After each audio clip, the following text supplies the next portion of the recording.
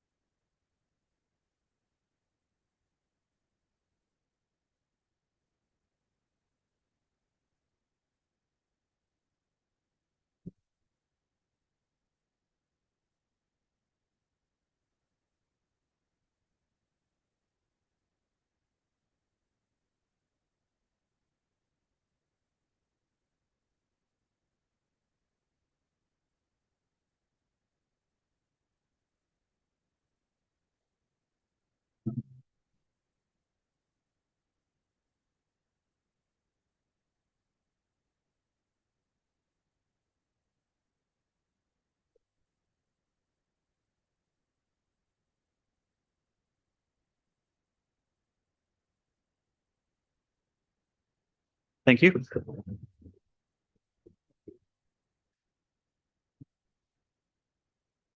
We have a motion moved by Bill Everett and seconded by Danny Meeks that the agenda for the regular meeting of council held November 28th, 2023 be approved as we do have some amendments. Yes. Yep. There's an item of correspondence to be pulled out from the County of Prince Edward in relations to Quinte. So that will be under item 14. And determining the next budget meeting. So that will be a new item under 18. All in favor? Carried.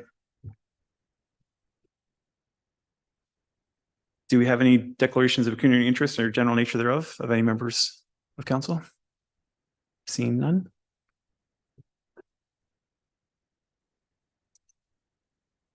And we have a motion moved by Danny Meeks and seconded by Bill Everett that the minutes for the regular meeting of council held on November 14th, 2023 be approved as presented.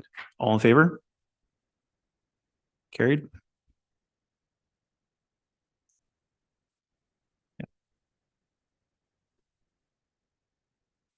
So we do have a few remarks to let everybody know about under the mayor's remarks.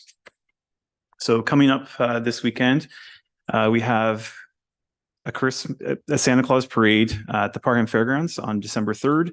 It's a drive-by. It's from 1 until 3. And then on December 9th, Sharper Lake will be having their Santa Claus parade. They'll also have a visit with Santa at the Oso Fire Hall from 3 to 5. And then the parade will start at 6 p.m.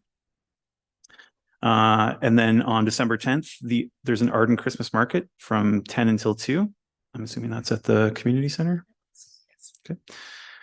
And then this past Saturday, we had our Christmas celebration dinner with Township staff and council, and we awarded some service awards for years of service to employees, and just like to mention those to you all. So Andy Dillon, our chief building official, was 5 years of service. Joel Connolly in Public Works, 5 years. Jonathan Gray, Public Works, 5 years. Mike Trine, Public Works, 15 years. Rick Commodore, Public Works, 20 years. So thank you to all of those employees for their years of dedication. Oh. One additional item for December 10th. The Charlotte Lake Farmers Market is having an event at Oso Hall from, I believe, 10 until 3. And there'll be a chili lunch with local produce. Did anybody else have anything else to add? Nikki? The Festival of the Trees is this Friday night and Saturday here at the Oso Hall, and the luncheon is at noon on Friday at the crossing.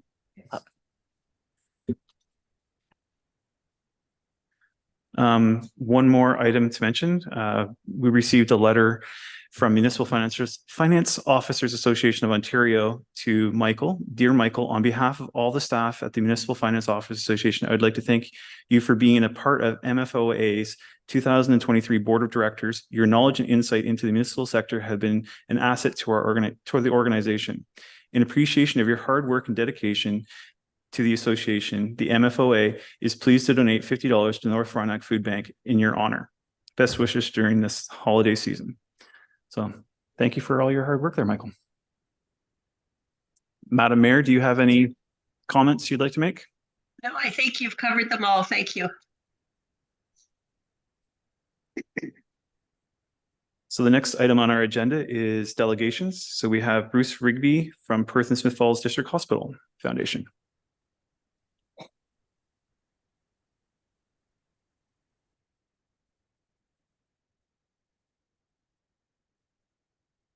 Thank you, and thank you for the opportunity to speak with you this evening. My colleague beside me, Richard Schooley, who is the Vice Chair of the Hospital Board, has joined me tonight. And that way, if we have any questions that I can't handle, Richard can certainly step up for it. I think, Chris, we're going to start with the video first. We have a very short video to give you some perspective.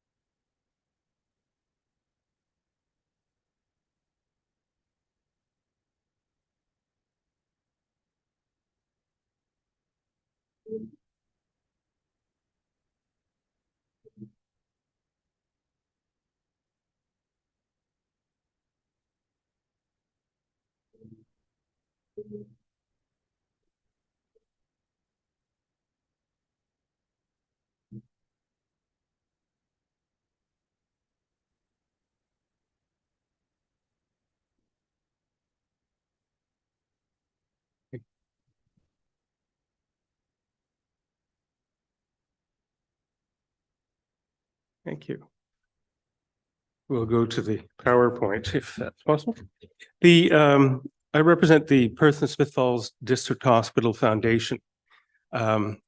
about 2 years ago, the foundations in Smith Falls and in Perth joined together to make one foundation for the hospital. The other thing that happened was that rather than focusing on just Perth or Smith Falls, the hospital has a catchment area of 60,000 people in this area. So it includes this area, it includes North Frontenac, down into South Frontenac, Montague, Beckwith, all through the area. And all of the folks who are in this area have access to the MRI that we put in. Now, the MRI, we broke ground back in March and basically took delivery of the magnet, which is this honking great thing that they delivered and then had to be put down into the basement. And it was so heavy. One of the questions we keep getting is, why didn't you put it in Perth? Well, unfortunately, it's so heavy that Perth wouldn't handle it. So by putting it into the basement of Smith Falls, we could get it in and get it going. The MRI is actually working now. We're into our 3rd week of taking patients. It's having just a huge impact on people's quality of life. They're not having to drive to Kingston or to Ottawa to have an MRI. They're not having to go at 2 o'clock in the morning to have an MRI. We had the black tie bingo a couple of weeks ago at Codes Mill, and Christine Fair, who's the chair of the foundation, asked the room to identify how many people in the room have had an MRI. It was basically about 2/3. And then she said, well, how many people in the room had to help somebody get an MRI? And basically the rest of the room stuck their hands up. So clearly it's a needed activity here. As you probably know, the provincial government, although they provide O&M money for these things, they don't provide any money at all for capital equipment. We have to fundraise for this. So every bed that you get into in the hospital, every chair you sit in, every instrument that you use, we've had to raise that money locally for. We don't get a cent from Toronto. So it's a bit of a problem, obviously, but I think one of the things that we've found over the years is the public in our area realize how important good quality healthcare is to their future and their kids and their parents and things like that. So go to the next slide. Very simply what our mission and vision and values are, but it's very very clear to create a good stewardship program for the whole area so that people will feel comfortable getting their services close to home rather than having to be transported someplace else. We had a choice. We were approved at the end of COVID to have an MRI, but the problem is getting the fundraising in place and getting things go. We've had several questions saying, well, how can you do it, before you've paid for it? Well, it was a choice. Do we wait like Brockville has until they raise all the money to put it in, or do we go ahead and get it going and then build from there and show people the importance of the MRI to their health services here in the area? So we initiated a 3-year program to deal with the fact that it's costing us $6 million, 6.1, for the MRI, roughly $2 million for the renovations and for the installation, and $4 million for the MRI itself. One of the things we were able to do, which was really quite nice, is that before the MRI even became operational, we were able to hire a whole team ready to go. So before the MRI was put into service for the public, there were quite a few people who agreed to be guinea pigs for the MRI. The staff were able to work out the procedures and things like that before actually opening it up to the public. For those of you who don't know, an MRI is a magnetic resonance imaging machine, which basically, if you look at the two skulls, The one on the left is if you just used an X-ray. The one on the right gives you a complete breakdown inside the head. Now, this is also used for blood work, for muscular, for bone work, things like that. So it's able to go well beyond a CAT scan and provide a level of detail for doctors. One of the things that we have found that since we've announced and have started running with the MRI, we're now getting inquiries from young doctors who want to come and live and work here because they want to use an MRI, and there are very few places around here at the moment that have one, except for Kingston and Ottawa. So that's quite an interesting aspect. Having the MRI where we do, I mean, one of the things is trying to deal with the wait list that's out there for the number of people who need to have an MRI. It's not uncommon to have to wait for at least 6 weeks and then have to go in the middle of the night to have it done. Our MRI won't be working like that. It'll work basically 9 to 5-ish and available that way.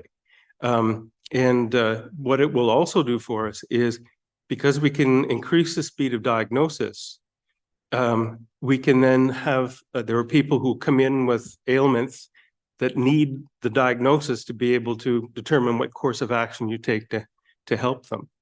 And what this is doing now is helping move that up more quickly so that we're not having people occupying beds that don't need to be occupying beds and things like that. So this will give you some shots of the imagery that we get. One of the things that came up last Friday in North Frontenac was someone was asking about Alzheimer's and dementia. This MRI, like everything, you have all sorts of different kinds of machines. We basically picked one that would suit the needs of our clientele in the area. But with the new software packages that are coming in, you can upgrade this to deal with plaque development, dementia, things like that, which will become very handy in the area here as our population ages. Again, it's the whole purpose, it's Clare Close to Home. It's the clinical standard now, basically for treatment. So by doing this, we're able to meet a standard which is up there with everybody else. The recruitment and retention of both physicians and nurses who want to work with this stuff, the wait times, and the other issue is the cost of sending people off to get an MRI someplace else. That has to come from somewhere. And in addition to the parking fees that you have to pay when you get to wherever you get, there's a whole series of fees that go along with that as well. We'd like to request your support. We're going out to all of the townships and municipalities within our catchment area who have the opportunity to use this service. It comes at a price. As I said, it's 6.1 million for the whole package. We're doing this over a 3-year period in terms of moving this along. As of last Friday, I think we're already up to about 1.9 million that we've raised. You may have heard on Lake 88, the Trick Foundation has agreed to match any donations between now and the end of the year up to $100,000. So if you had a spare 100,000, they would match it, and it would go into the MRI funds. Next one, please. So this is just the timetables. One of the things that's really quite interesting about this is that this thing was developed very, very quickly, from the time of the groundbreaking through to the work on the hospital building itself, to the installation. I mean, basically, we're looking from March just to the first patients were taken the first week in November. So it's been great that way. So we're not having no issues with cost overruns or any of that kind of stuff. And this is just some photos. To get the MRI into the basement, they had to excavate out a basement and then bring a crane in and then drop it down and then roll it back into the basement. They've had to reinforce the basement. MRIs also require sheathing and things like that because of the radio waves. It has to all go in before you can actually start making use of the thing. This is we had started construction, but we had the groundbreaking in June when it wasn't freezing. And the delivery of the magnet was on the 7th of September. When we sent the package in, we were at 1.7 million. Now we're up to 1.9. We're hoping that by the end of the year, we're going to break the $2 million range. And our target basically is to try to do 2 million each of the 3 years in terms of moving it forward.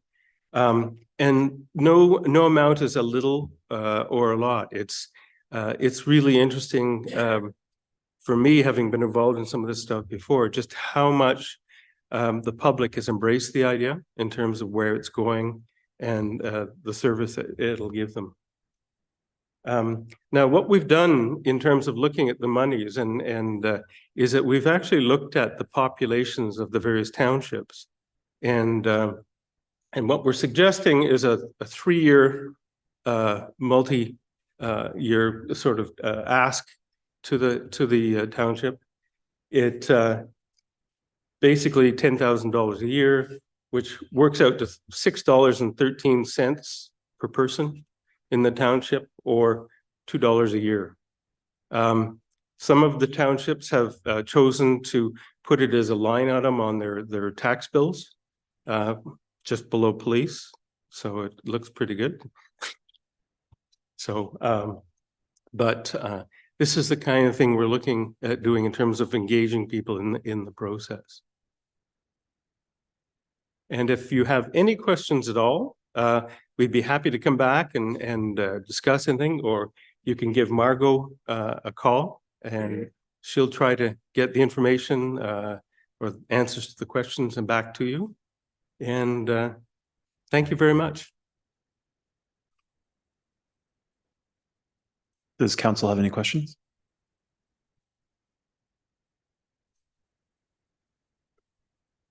Thank you for coming out and giving us that excellent presentation.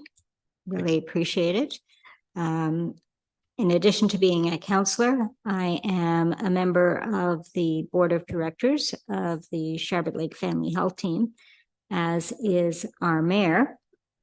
And the physicians in Sharbot Lake are now members of the Tay River Foe. And one of the reasons we did that, or they did that, was because of continuity of care. Mm-hmm. When people from this area are seen by the physicians at the emergency department. So there's no doubt that we make use of your services, and your presentation is very timely as we are in budget deliberations. So thank you very much. Thank you. Go ahead, Madam Mayor. I was just wondering if the foundation has a Facebook page, and if you advertise that way for funding, the easier you make it for e-transfers, the more people are willing to send that extra $50 that they might have to the foundation. Yes, we do. And actually the web page, which then branches off into the Facebook and everything else, is careclosetohome.ca. I don't know how they managed to get that name on a web page, given how many people would be interested, but you can go on, you can donate online, you can do memorial donations, things like that. So thank you. Yes, everything is available electronically. Maybe we could set up a link on our website to go directly to that fund. I don't know if that's a possibility, Chris. Chris has given a thumbs up. So we'd be happy to. We'll I'll get Margot to give you a call and just set it up. So any further questions from council? Not, we have a motion moved by Bill Everett and seconded by Danny Meeks. The council received a presentation from Bruce Rigby, Chair MRI Cabinet from the Perth and Smith Falls District Hospital Foundation for information, and further that council consider an investment in the Perth and Smith Falls District Hospital with a $10,000 multi-year commitment for 2024, 2025, and 2026 towards the Care Close to Home MRI campaign during the 2024 budget deliberations. All in favor? Carried. Thank you.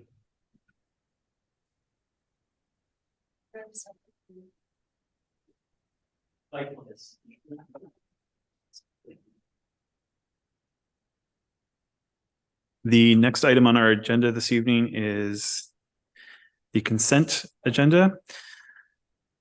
Just read the whole thing. We're pulling item 9, or this is where we're pulling item 11. First one, so you can just mention that. And then we'll Okay. vote. So again, as a reminder, we're going to pull out of item 8 correspondence, the County of Prince Edward Quinte conservation letter, and so do we read the whole thing? You just have to read this part here. So just the motion. Okay. So we have a motion then moved by Danny Meeks and seconded by Bill Everett that council consent to the approval of items A through D for information which are considered routine items. So item A is correspondence for November 28th, 2023. Item B is District 4 Recreation Committee minutes, October 18th, 2023.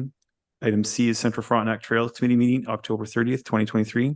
And D is District 2 Recreation Committee minutes, November 5th, 2023. All in favor? Carried.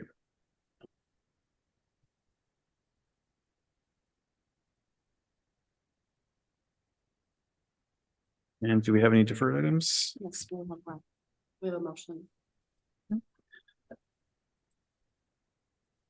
So we have a motion moved by Bill Everett and seconded by Danny Meeks. Whereas at the November 14th, 2023 regular council meeting, council passed resolution number 485-2023 to rescind bylaw 2020-43, a bylaw to create updated speed zones within the township of Central Frontenac. And whereas the clerk's department has identified additional bylaws that will require amendments and therefore require additional time to complete a full and thorough review of said bylaws. Now therefore be resolved that council defer this item to the December 14th, 2023 regular meeting of council. And I'm assuming the treasurer wants to speak to us about it. Deputy Mayor, December 12th, I believe, is when our meeting is, not the 14th. Okay.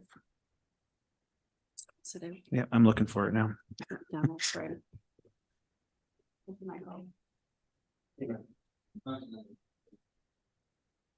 Duncan? Yeah. I was just wondering if we could think about deferring this until the new public works manager has had a chance to review it. Like I said, that last meeting, if we're going to defer it anyways. If he's coming, if he wants to do that, but I guess that's up to you. it's council's pleasure to defer it until the new public works manager, or Why don't we just defer it till the second meeting in January, give people some time? okay, so that would be January.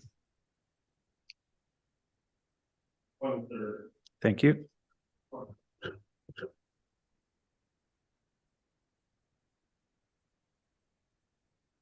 So the motion, other than the council defer this item to January 23rd, 2024, regular meeting of council. Sir. So Bill and Dan, you moved and seconded that. You're okay with changing the date? Yes, I am, Deputy Mayor. Thank you. Does anybody else have any other questions? If not, all in favor? Carried. Thank you.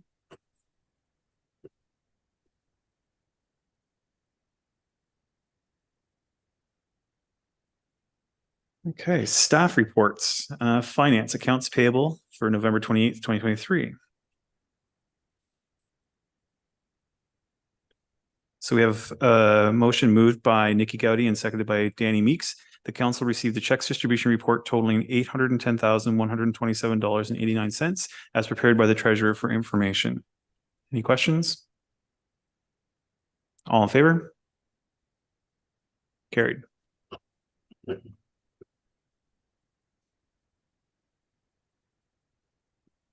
And now we have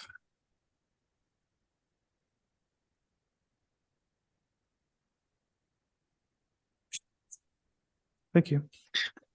So we have apportionments for November 28th, 2023, and it's moved by Lynn Clagus and seconded by Susan Irwin that council approve the following apportionments of assessments as recommended by MPAC for 2023 and 2024 as applicable for the following roll numbers. And Madam Mayor, you don't read these, right? So I don't have to. No. So all the roll numbers as laid out in the report. Any questions? All in favor? Carried.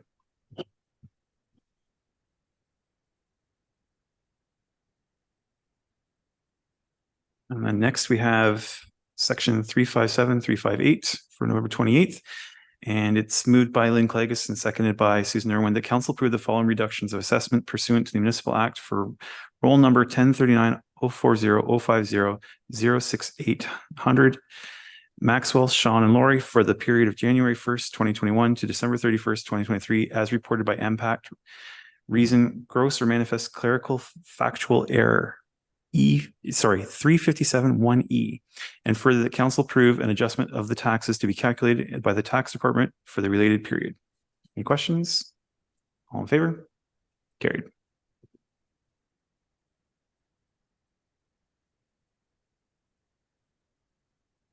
Okay. The next item we have is banking contract.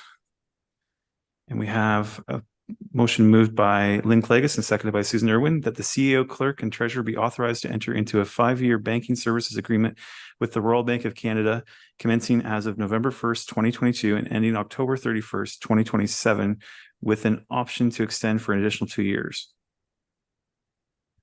If I just may add a few comments, Deputy Mayor, I have not had a contract with RBC the whole 12 years that I've been here. I was asked by Ellen a couple of years ago and I honestly dragged my feet. There was other priorities, got the bottom of the pile and whatnot, but they're looking to solidify this with us. Obviously, there's a 2022 date on there. So the arrangement for interest is better than what they initially came to us with. We used Seth Frontenac's report as an example to get a better interest rate, and that will date back to the date of the agreement. So there'll be a little bit of extra there. And RBC has no intentions of leaving here, is my understanding. We expressed that concern as well. I know Madam Mayor sent a letter to them last year when there was concerns with the hours closing, so that was expressed as well. And they are great on the service with us, so there's no reason for us, in my opinion, to want to leave them. So we're just solidifying the relationship. Okay. Lynn? Thanks, Deputy Mayor. I have a question. Is there a clause in there if they do leave that we have the option of looking elsewhere? And why, if you've never had a contract with them before, do you feel the need to do that now? Through Deputy Mayor to Councillor Clagus. Sorry, first question was, there was two parts there. Why have a contract now? Honestly, I dragged my feet. It solidifies the pricing, it makes it a little more concrete. And the first question I'm remembering is there is a 90-day or 60-day in there that we can leave at any point for any reason. There's also, if the balance drops below the average dollar amounts, that they could also do the same. And if we do move ahead with prudent investor, there may be that point where we may want to. The arrangement is also beneficial for us at this point, but we went through the manual calculations, the RBC rep, myself, and the deputy treasurer, to if we had a lot more money in the bank than what we do now by a couple $1 million, it may not be an advantageous relationship for us. So there's another reason to potentially go into prudent investor. Does that answer your question? Okay, thank you. Councilor McGregor? Through you, Deputy Mayor. Thank you, Michael, for trying to negotiate better rates. I appreciate that proactive work. Through Deputy Mayor to Councilor McGregor, you're very welcome. Benefits us all. Do we have any further questions?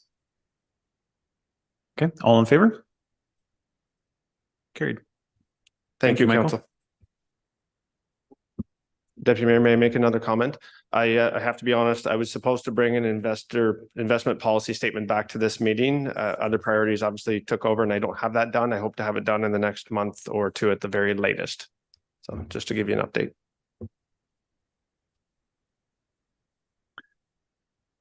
The next item on our agenda is Fire and Emergency Service, and it's the activity report.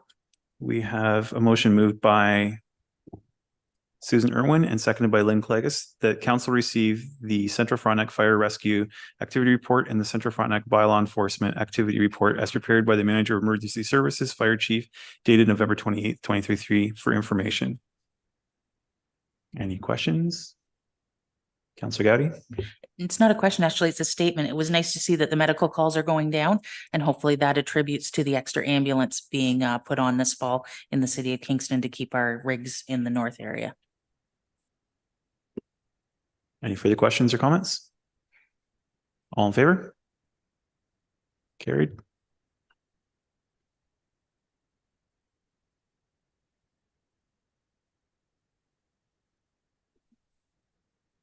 Next on the agenda is administrative report.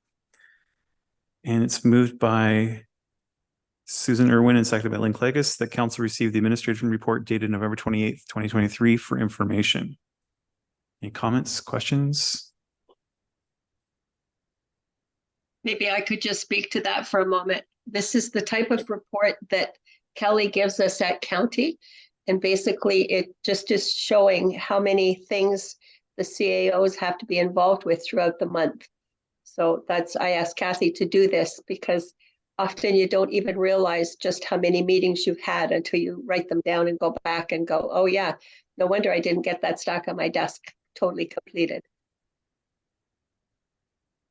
No, and it was good to see, all the engagements with the clerk's office and the social media stats as well.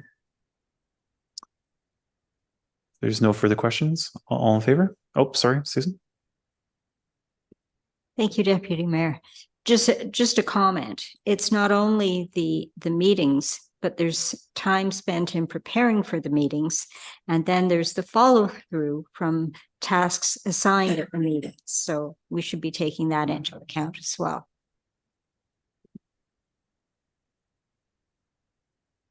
Any further comment? No? All in favor? Carried. Thank you.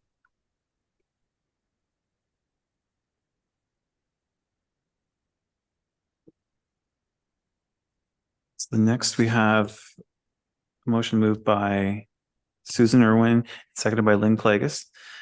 The council received the KFL&A Public Health Mobile Dental Clinic report for information, and further that KFL&A Public Health will provide further details on the program and their needs in 2024 to be brought forth to council at that time. Any questions or comments from council? See none. All in favor? Oh, sorry, Madam Mayor.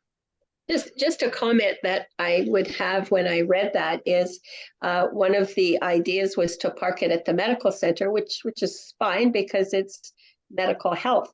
However, there is a dentist at the bottom of that medical center. I don't know if he's aware of it or if he would have any comments on that. So I think maybe somebody needs to talk to him at some point. Not that we won't do it if he doesn't like it, but I think to give him the courtesy of knowing that this would be something that might be happening, and maybe he could refer to it as well for patients that would qualify. Fair comment. Thank you. If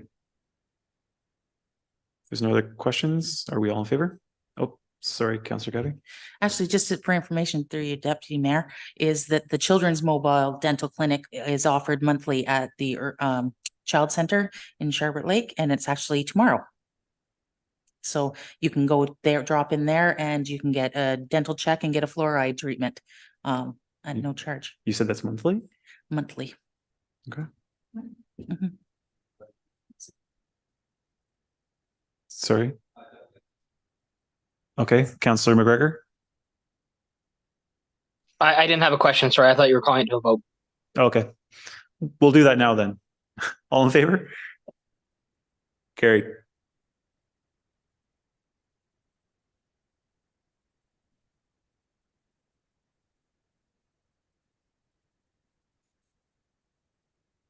Okay. So the following item, follow-up proposal to change council meetings. And so we'll have to make some decisions, I guess, because it's moved by Nikki Gowdy and seconded by Bill Everett. The council received the report entitled "A Proposal to Change Council Meetings from Twice per Month to Once per Month as prepared by the clerk for information." And further that ...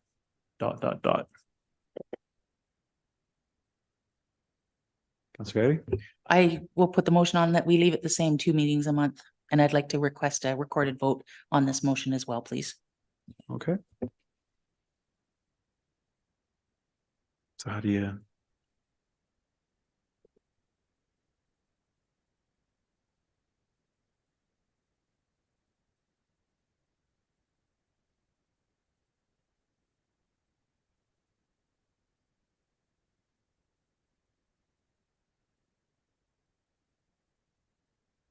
Yeah.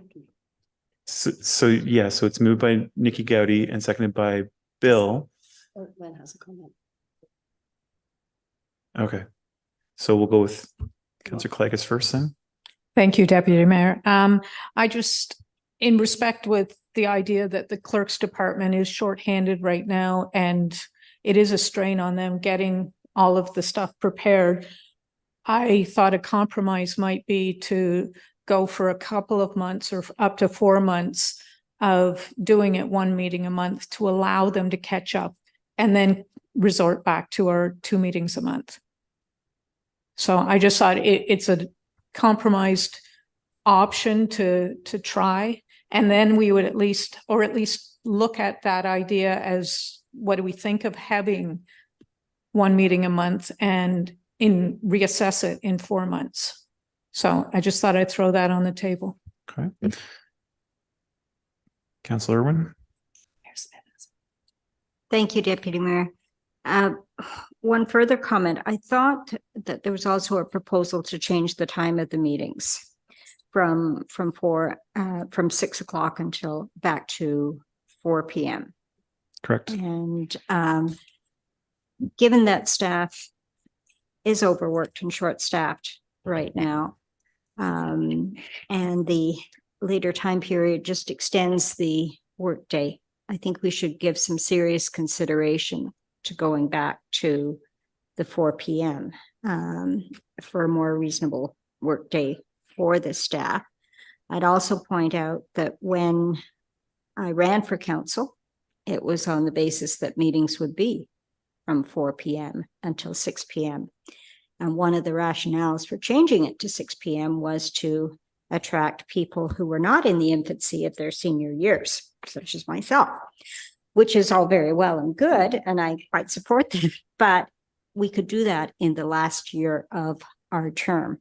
I believe that another reason was to attract an audience, and I don't see that we've been overwhelmed with people coming to our meetings. We have a good YouTube following. Maybe that will increase.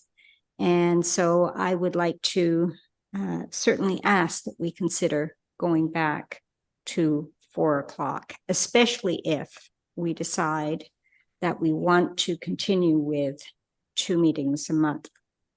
I like Councillor Clegus's proposal as well, given that we have also had some discussion about having a consultant look at the organization of the township office staffing to perhaps improve workflow or staff morale as well. So that's my 2 cents.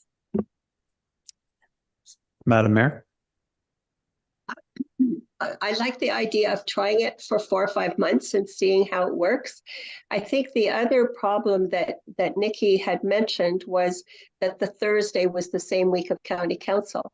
We could change that. We could meet the last week of the month or the second meeting or second week of the month. It doesn't have to be the 3rd Thursday. It could be the 2nd or the 4th Thursday. So I think it's time that we do this. And especially for winter time, for people to be out traveling at 8, 9 o'clock at night, just doesn't make a lot of sense to me. So I would support this. Councillor Meeks.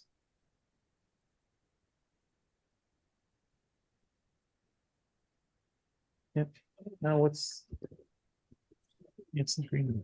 I agree with Nikki. I think there's too much information on one meeting, let alone taking it down to one meeting a month.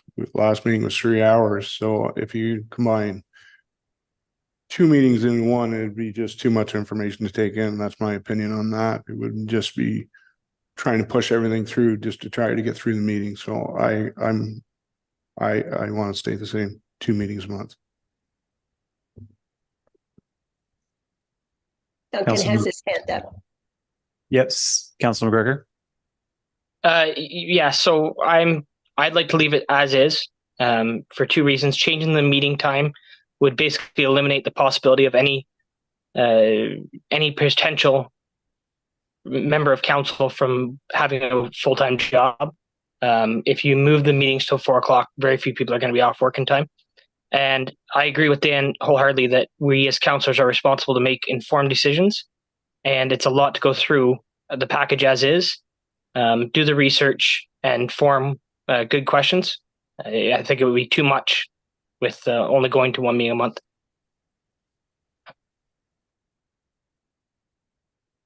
Any further comments? Okay. What we could do is, So this is Nikki's recommendation. So at this point, I think we need to ask Bill if he's okay with that to have this motion. or we could vote on the 3 different recommendations. And then we could go down to, you know what I mean?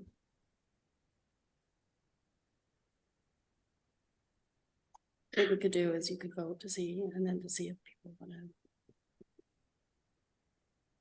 You decide.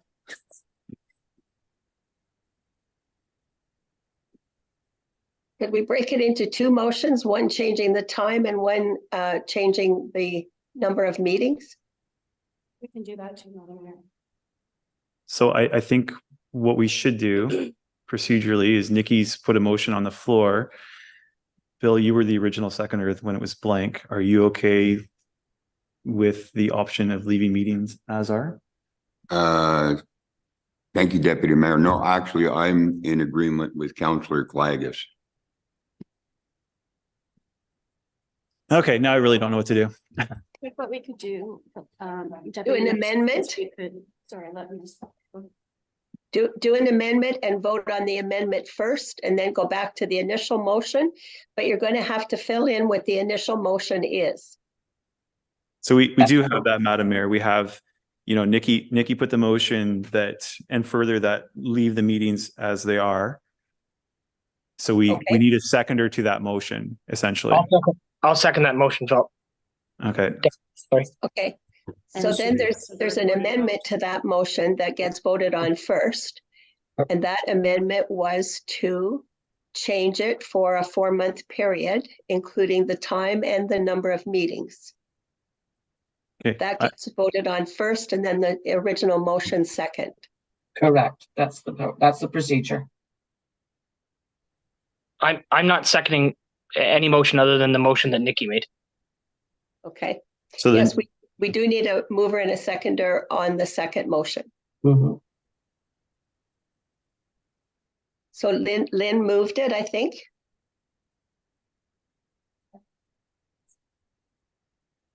So Lynn's going to move. Susan's going to second. An amendment? No, motion. So we would, instead of, Yep, so we that's fine. vote on the amendment first. So I'll get you guys to sign this. Councillor Everett? Thank you, Deputy Mayor.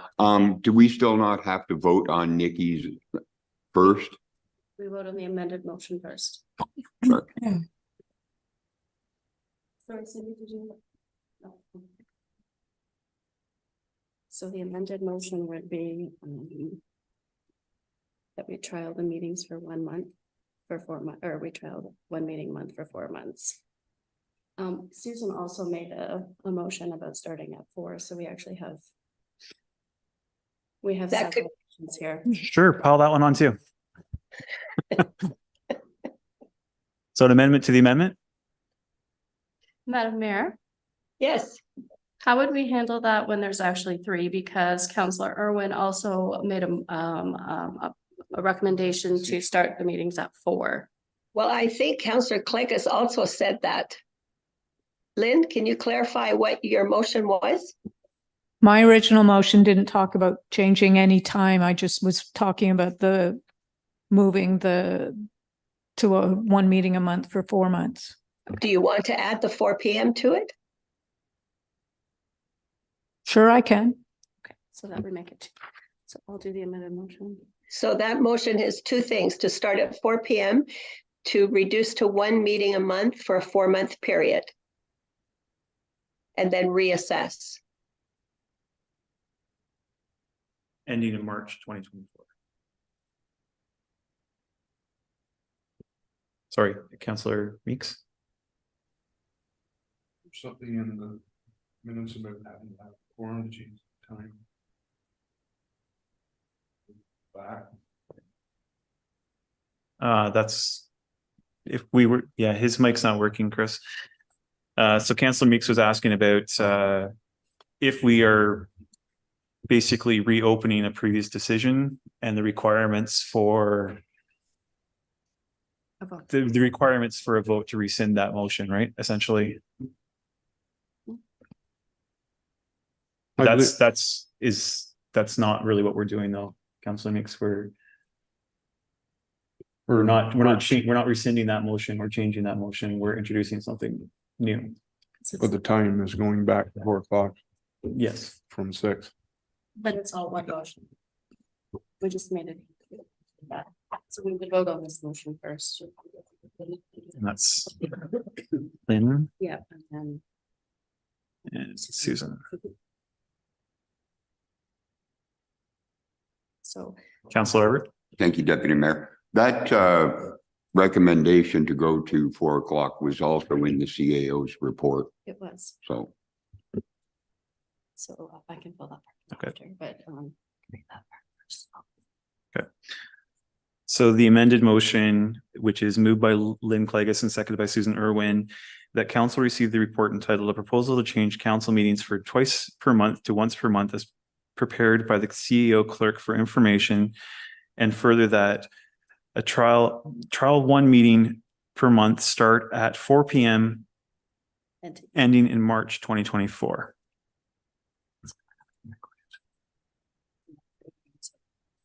Okay, so this is a recorded vote.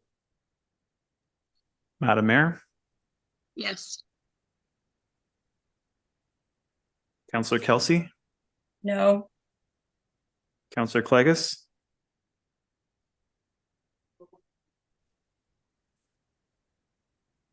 Yes. thank you. Councillor Everett, Yes. Councillor Irwin, Yes. Councillor McGregor, No. Councillor Gowdy, No. Councillor Meeks, No. Deputy Mayor Smith, I'm voting no.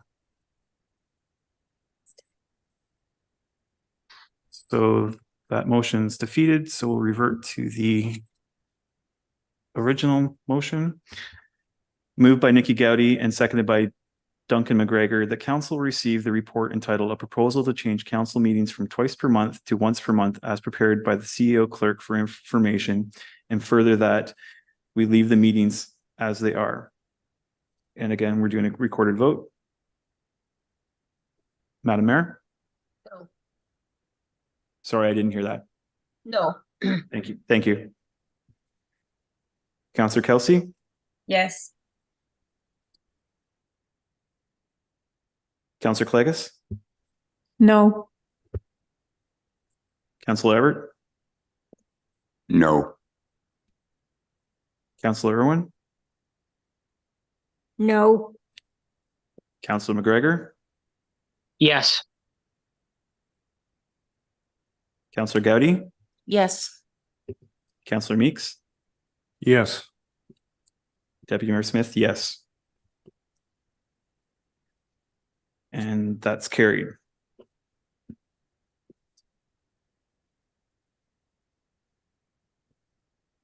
So when staff work 13 hours, they really need to take a half a day off the next day.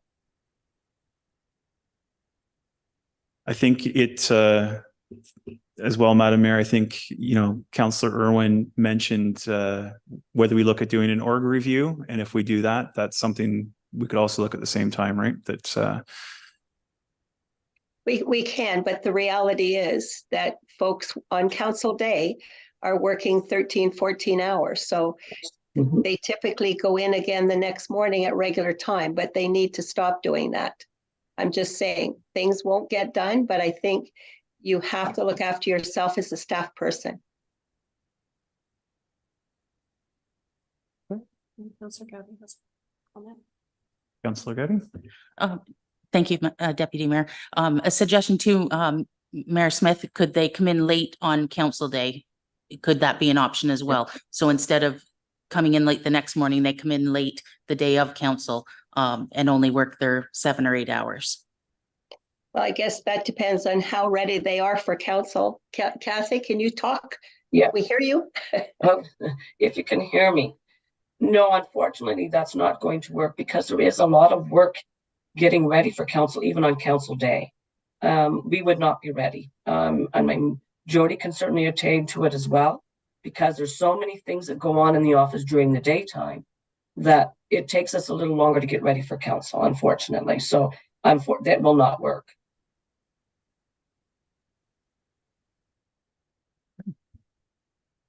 Thank you. So the next item on our agenda is holiday hours of operation. And we have a resolution moved by Bill Everett and seconded by Nikki Gowdy that the CEO clerk report on holiday hours of operation be received for information, and further that the township office be closed for the 2023 holiday season from December 22nd, 2023 through to and including January 1st, 2024. Any questions? All in favor? Carried.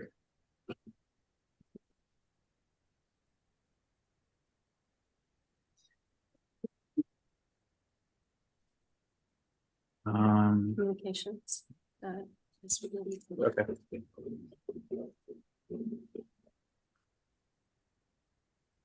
So we're back to talking about the letter from the County of Prince Edward in regards to Quinte Conservation Authorities looking for support. Did you wish to speak to this, Councillor Irwin? Thank you, Deputy Mayor.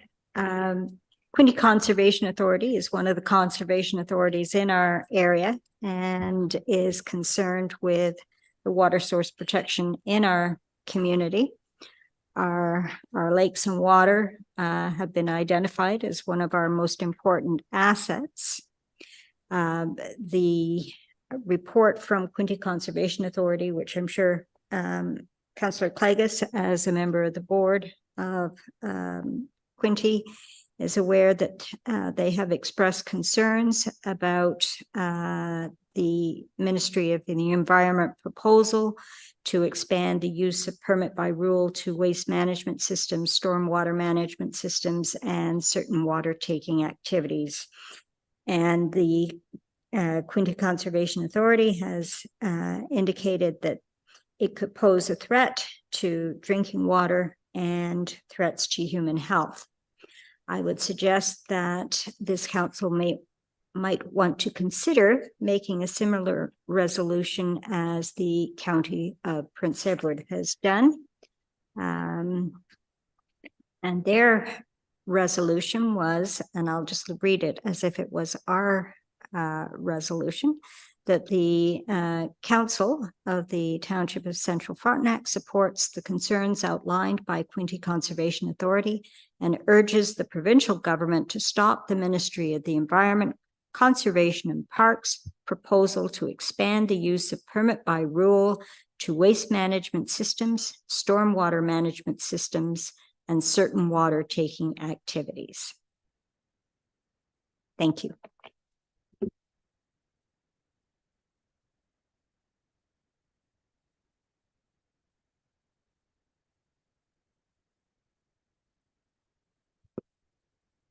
So is council interested in supporting the county? We can write the same. We just need a mover and a seconder. Susan, would you move this motion? And would we have a seconder? Nikki? Can I suggest that we ask Quinty directly about the background to this before we support a resolution? I'm just trying to figure out how that works for us other than quality of water. But when it's talking about wastewater and waste management, I don't know what that's all about. So I wonder if Quinty directly could comment on this. So could that be our motion then, Councillor Irwin, that we ask Quinty for further information? You okay with that? Thank you, Madam Mayor.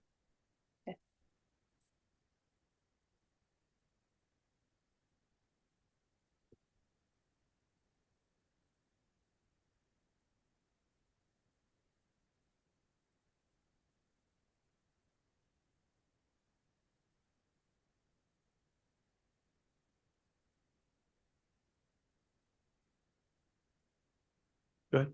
Thank you, Deputy Mayor. We have stormwater, correct me if I'm wrong, we do have stormwater disposal issue, like within the villages of Sharbert Lake, all of the it's caught in a catch basin and stuff. So we do have stormwater as well that would be overseen in this. Yeah, we do, but I'm just wondering where this has come from. What the background is on it.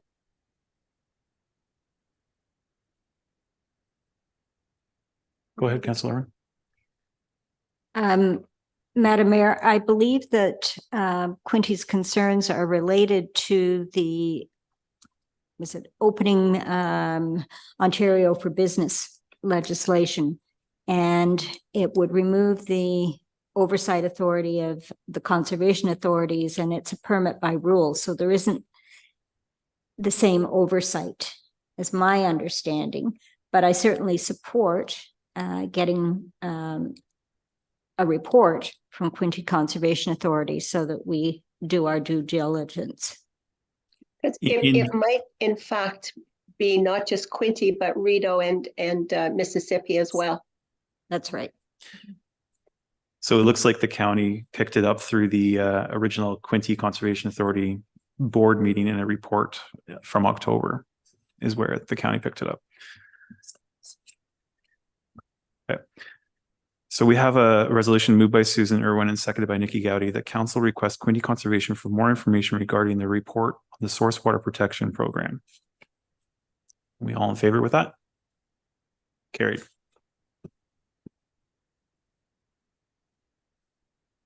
Oh, sorry, Duncan, you had Councillor McGregor, you had a question? Nope, sorry. Still thought you were calling it to a vote.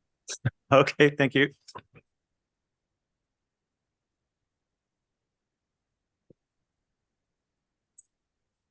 So we have no bylaws this evening. Any notice of motion? No giving of notice of motion? New and other business. We canceled a couple of budget meetings this week. And there was an email that went out asking for preferred dates. So I'm wondering if we can actually schedule this evening the next budget meeting. So Deputy Mayor, we have, I think it's 9 responses. 6 council members responded. There's 1 council that can't make it on the 15th, 1 council that can't make it on the 5th.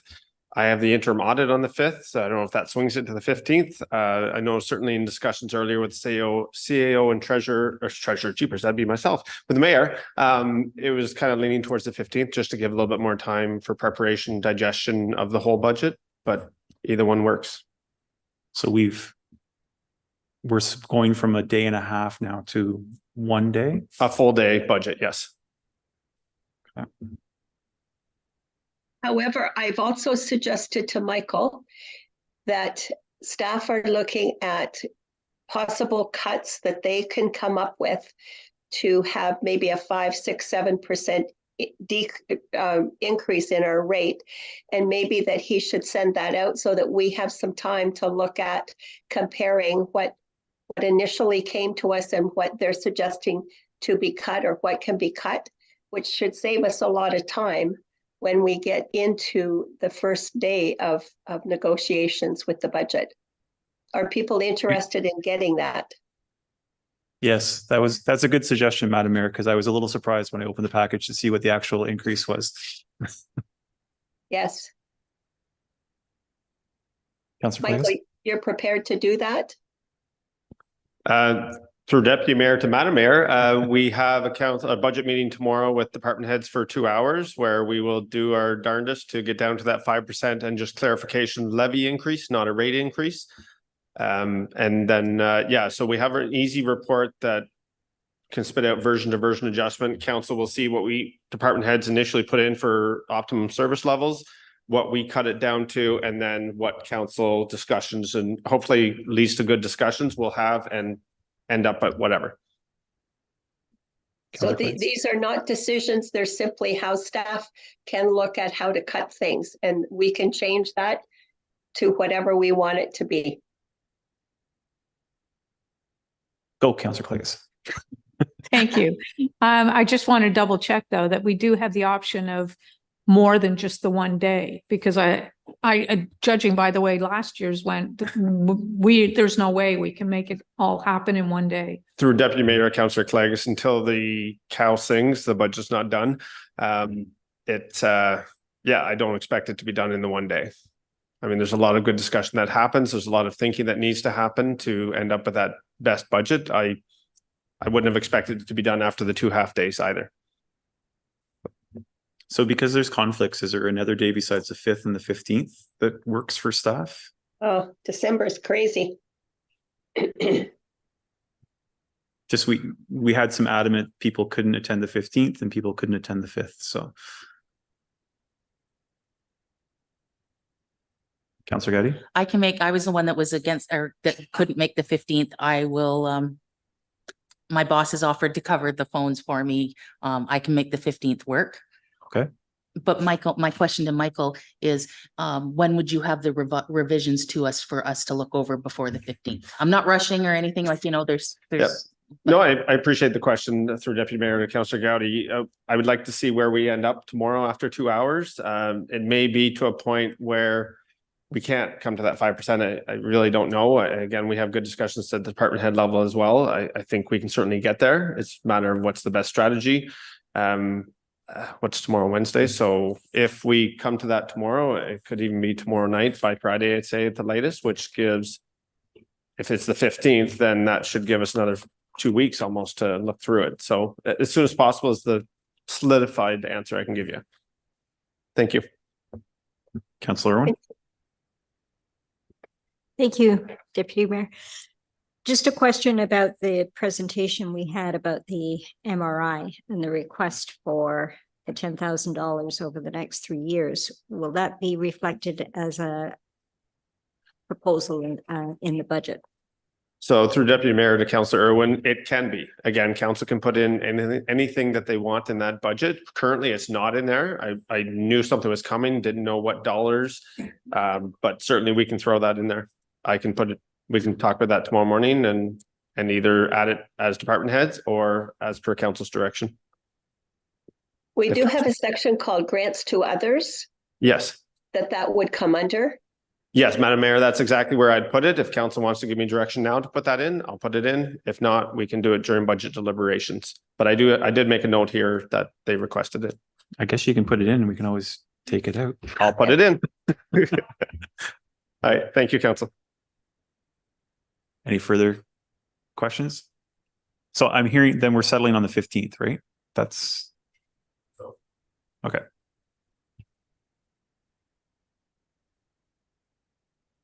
Okay. So our next item, we're going to be moving to closed. So we have a resolution moved by Nikki Gowdy and seconded by Bill Everett that council resolve into closed session pursuant to section 239(1) of the Municipal Act to discuss 1, a personal matter about identifiable individuals, including municipal or local board employees, section 239(1)(b), and 2, personal matters about an identified individual, including municipal or local board employees, section 239(1)(b). All in favor? Carried. Logistically, Deputy Mayor, the same Zoom link, or are we going to receive another Zoom link to this? I think if we stay on this Zoom link and we're not live and we're not recording, it's a pretty secure system. I think we've done that in the past. Chris, how quickly can you send out another Zoom link? Do we want to take maybe like a 5-minute recess for you guys to get a new Zoom link? That way we'll officially close this one out. And well, I think previously, Kathy, think you have a comment, question, statement? Unfortunately, Jody's got all my information, so unfortunately, I think I'm gonna close off right now, sorry. Okay. Okay? Thanks, Kathy. All right, good night. Sure. I just wanted to mention that we cannot use the speakers in the hall while we're discussing this, as the conversation can be heard outside the hall. And we did amend the procedural bylaw to allow the phone but if we can do the Zoom without the speaker system, I don't know if the TV is loud enough, but we cannot have the speaker system on during the closed session. And Other option is we could possibly use a Teams meeting, and I can use my laptop, and I could invite Councillor McGregor, Councillor Kelsey, the mayor, and Kathy if you would like. Would that be suitable to you, Council or Deputy Mayor? Chris, can you let us know about the speakers?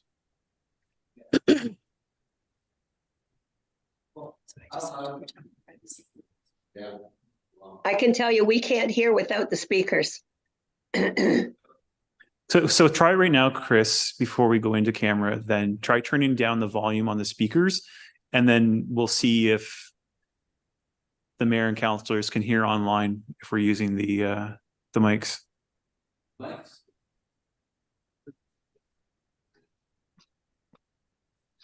Okay, so Madam Mayor, can you just talk to us? Tell us a story, sing a song? Okay, I'll tell you a story about COVID. It's not fun. Along with the sore throat comes a lot of coughing. I think that's fine. I think that'll work. If there's no objections of council, that's not overly loud.